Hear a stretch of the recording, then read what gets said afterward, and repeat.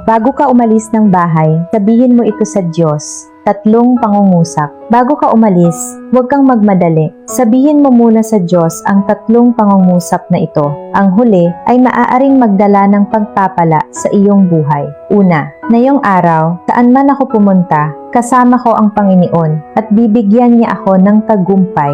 Ikalawa, Panginoon, inihahabilin ko sa iyo ang aking buhay, pamilya at trabaho. Naway ikaw ang manguna sa bawat hakbang ko ngayong araw. Ikatlo, Panginoon, pagpalain mo ang aking buhay, tahanan at mga kamay upang lahat ng aking ginagawa ay magbunga ng masagana. Tandaan, may kapangyarihan ang iyong mga salita at deklarasyon. Kapag araw-araw mong ipinapanalangin ito, makikita mong unti-unting nababago ang iyong buhay. I-save mo ang video na ito at sabihin mo ito sa Diyos bago umalis araw-araw. Ibahagi mo rin ito sa isang taong nais mong pagpalain.